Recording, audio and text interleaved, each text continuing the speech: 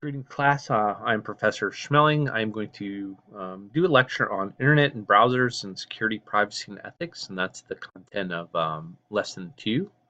The first thing I want to talk about is the internet, and I basically just want to define that the internet is just a group of data warehouses connected together by a cable.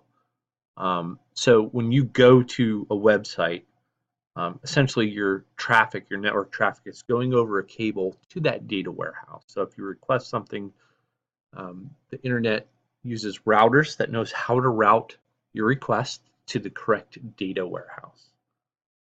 Internet browser or types of browsers, I'm going to go over Edge, Chrome, Internet Explorer, Firefox, and then some of the different ones. So this is Edge, and it's got a little bit of a different E from Internet Explorer. If you remember Internet Explorer, let's see if I can pin that on the taskbar there.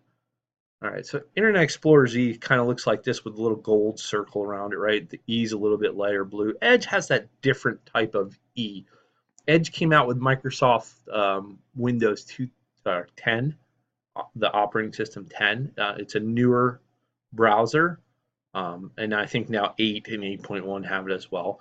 But to look at the browser a little bit, it's got a little bit of a different feel. It's actually an app. So we go to settings. If we didn't know, we weren't sure, we could scroll down and it tells us what version of Edge we're on here, right? And basically it has some different features from the other. It's got more of an app metro feel, right? So you can click down and actually, click up, right, to keep your web page stored there. You could add a different web page. It's kind of unique, but there's a lot of compatibility problems with the newer or the older type web pages that you go to, right? So a web developer develops websites based on the browser that's being used. So Edge sometimes doesn't work with all the browsers. So I mean, with all the websites. So that's Edge, Microsoft Edge, Internet Explorer. So this is Internet Explorer 11. If I didn't know, and I'm just getting that website because that's one of mine. So let's go to anything, right? It goes to that website. If you didn't know what your website was, you could simply go to Internet Explorer options, or what I like to do is go to Help About. So I hit Alt H together, and I get these tools, and then I go to About Internet Explorer, and it tells me what version of Internet Explorer, right? So again, I hit Alt and H together, and then I go down to A. So Internet Explorer is probably the most popular type because more items are developed for Internet Explorer. However, a lot of people seem to think that's a bit slower. So we're going to talk about the next browser, which is Google Chrome, right? These are all browsers, right? They're types of browsers. This is Google Chrome, and it's got some cool features. So I'm going to show you something with a Google search, right? If I do tilt, it didn't work that time. Do a barrel roll, right? So some of the searches in Google Chrome will do different things, right? So I did a web search there to do a barrel roll. This will only work in Google Chrome and in a Google browser, right? You saw my browser there spinning. So sometimes tilt works and doesn't work, but do a roll tilt maybe. Yeah, it's not going to work. So sometimes it does and sometimes it doesn't. And I think there's another one called Zerg Rush, where it kind of drops down. You see these items dropping down in my browser, and it's eating away the words. So these are kind of some cool tricks in Google Chrome and the Google browser. And a lot of people think it's faster because there's not all that background items, right? There's less background, so it loads quicker and stuff. So that's Google Chrome browser. Next, you have Firefox. Firefox is again mostly for a Apple, right? Because Apple or Mac books can use Firefox. People do use it in Windows. It's pretty popular, right? Again, it's kind of the same thing, right? You got your add-ons here, your options, where you can check or uncheck some items, right? So always remember over here in the corner, there's to change the options and stuff. So this is Firefox. It's another type of browser. And generally what people tell you in the IT world is if one browser doesn't work, try another browser. And that's what that means, right? If Edge doesn't work, try Internet Explorer, try Google Chrome, try Firefox. Another cool thing about Edge I just want to show you real quick, that is if, let's say I do something and it doesn't work in Edge, there's something over here where you could just say, okay, open it in Internet Explorer instead, right? Because Microsoft made both of them. It'll transition that now from Edge to Internet Explorer to open the app or to open the web page. Okay, so that's pretty much what I wanted to talk about with browsers. Real quick, I'm going to go over to determine a credible source. So in school, you can't just trust any source to tell you anything. And a big example of that is Wikipedia. Let's say we go and want to see some stuff about Joe Namath, right, on Wikipedia. Well, I don't know if you can see this, so we'll make it a little bit bigger. So it tells you some information about Joe Namath, but I can edit that information, right? I can click here and log in and edit it, right? So that means anybody can write information in Wikipedia. Right? So that's not trusted, right? Because I could put some information that's not verified, that's not true, right? That's not reliable. So you can't trust Wikipedia to be a good source, right? So what do you trust? Well, generally, you go to more credible sites like your school library or a library that you could determine who the author is. I'm going to teach you a little trick here. Let's see if I could find something. Let's go to Google search, and we're going to type in a search called let's do Joe Namath again. All right, let's stick with that. If I could spell it. So here we've got some stuff about Joe Namath, right? And I want to know who's the author of this. And a lot of times you could right click, right, and view the source of that. And it probably is not going to look good here, but it does tell you some information in the source. And a lot of times you could find an author or find where that came from. This is, of course, an Edge. Let's open it in Internet Explorer and see the difference. So we could view the source. Yeah, same thing.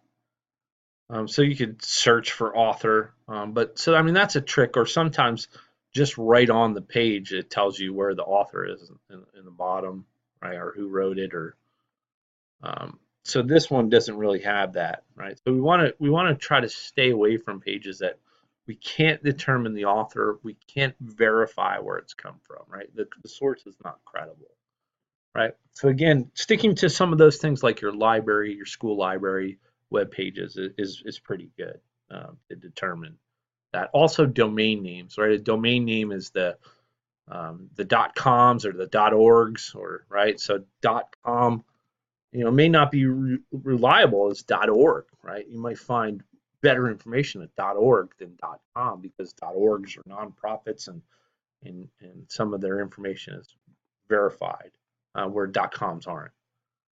Okay, so we're going to transition real quick to, so that's pretty much it for internet browsers. I want to do one more thing about an internet browser. I want to talk about a meta search engine, okay? Because you're going to have to talk about this in your discussion. Like a meta search engine is something like Expedia.com, right? And I spelled that wrong, of course. So let's correct that.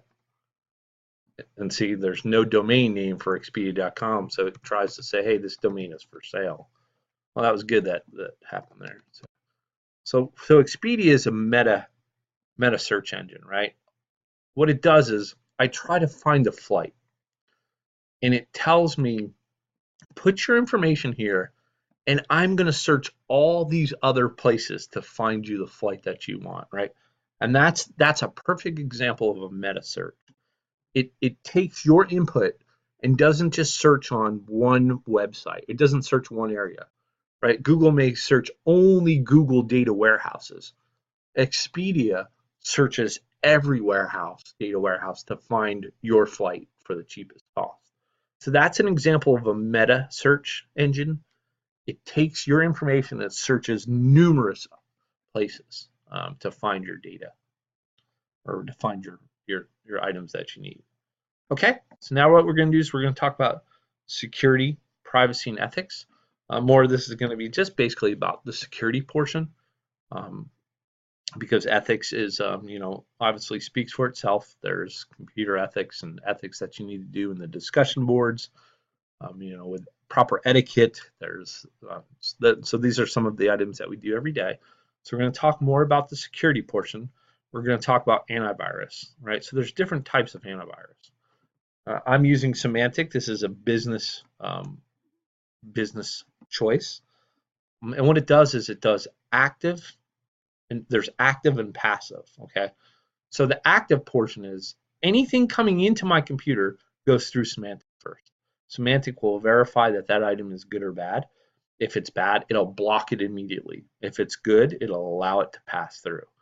That's an active antivirus. There's passive antiviruses that suggest that the data will only be allowed, or correction, that passive antiviruses, everything will be allowed, but you have to scan, right? You have to scan for threats, right, by running a scan, right? So there's no active, right? Everything's allowed, but I have to prompt for scanning. An example of that is the free version of Malwarebytes. Malwarebytes doesn't offer that active unless you pay for it. So I'm doing a scan there, but I also have scheduled scans once a week. Okay, so there's different types of antiviruses.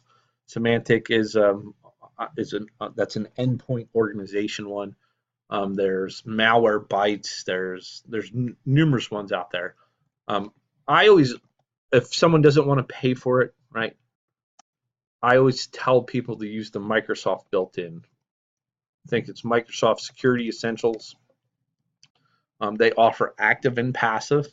It is free, right? You want to verify the domain, that's Microsoft.com and not something else, right? Like here, this is not the correct one, right? You're going to use the built-in one, and they do an active and a passive, right? Where they scan what's coming in. It is free. It's built in for Microsoft, so I always recommend that if you can't buy one.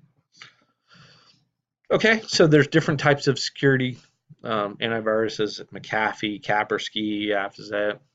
It's just your choice, your preference, but it is necessary to have an antivirus. There's also what's called Windows Firewall. It's built into your system. A lot of people stay away from it because it becomes a little bit confusing to use. I'm going to go into the firewall a little bit. I think mine may be set based on our security regulations at work, right? I can't change that. It's grayed out because it's a policy pushed. But basically, yeah, I just did Windows Firewall search. I right-clicked and went to properties, and there's these tabs. There's domain profile, private profile, and public profile. A domain profile is at work. If you're joined to a domain, then this is more prevalent. Private, of course, is at home, and public is like when you're in the office or whatever. So you could change these, right? Block, like I don't have the allow feature because of a group policy at work. So this is set to off and allow for public, and then domain is set to off and allow. But you could change these based on what you think is prevalent. You have to be careful here, because if you block everything, all your inbound connections, you may or may not be able to get to some sites. And that's when you get a little bit more advanced, and you could do rules for specific things, right? So you could say, okay, I want to make a new rule. I just right-click new rule, and I want to define what program or what port or what anything is. So you could block everything, essentially block everything, and then put rules in to allow inbound and outbound connections, right? And it's important to know which inbound and which outbound. So this is, in a firewall, is exactly what it says. It'll block or allow. It's a wall that says, yes, you can come into my computer, or no, you cannot. You just got to be careful about that. Okay, another item I want to show you is about Forescout. This is a network security item that I have. I'm going to show you here in just a minute.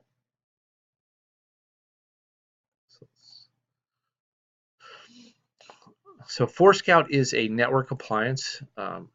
What it basically does is it log in here. It basically counteract. It basically checks policies to say yes, this is good or this is bad. I might not be able to have it. Yep. Now might need to upgrade. This is an older one here. But this is basically from our work. We have a appliance that checks all network items, and it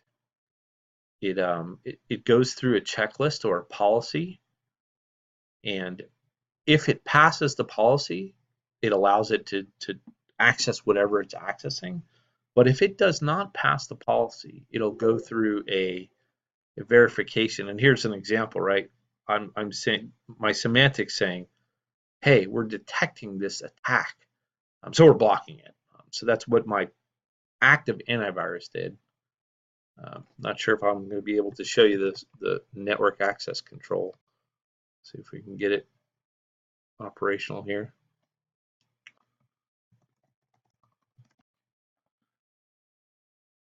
Okay, so let's look at.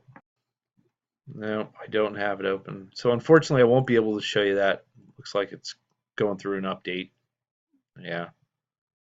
Okay, sorry about that, folks. The Counteract Forescout, the appliance had to update. It is complete now. So this is an example. I'm using Forescout on my network at work. What happens is every computer connecting to the network will run through these policies over here. Right? There's all these policies, and I'm going to show you an example of one. So for my network security, someone connects to my network and it says, okay, something's connected. I'm going to check to make sure you have antivirus. Okay, if you have antivirus running and up to date, you're going to be in this group. If you have antivirus, but it's older than 1 week, you're going to be in this group. If you have the antivirus, but it's not running, you're going to be in this group. And it just keeps going down, right? And what it does is it takes action. It says, okay, if you have this antivirus and you're not installed or whatever, you're going to be in this group. And if you're in this group, you're blocked from the network. You cannot connect to the network, right? It may have some corrective action to say, if your definitions are older than 1 week, you're going to update your definitions, right? Your virus definitions. So antivirus works off definitions, and those are updated all the time. If they're not up to date, then you may not find the newest viruses out. So your antivirus always updates. So I have this tool at my work here to go through and say, if you meet one of these, go in this group and take the necessary action. If you don't have antivirus, install antivirus, and then it just rechecks it and it keeps coming through this filter, right? So this is called a network access control, right? I have different rules, and everything connecting to the network runs through these rules. Okay, folks, that's it. I hope you got something out of it, and good luck to you for lesson 2.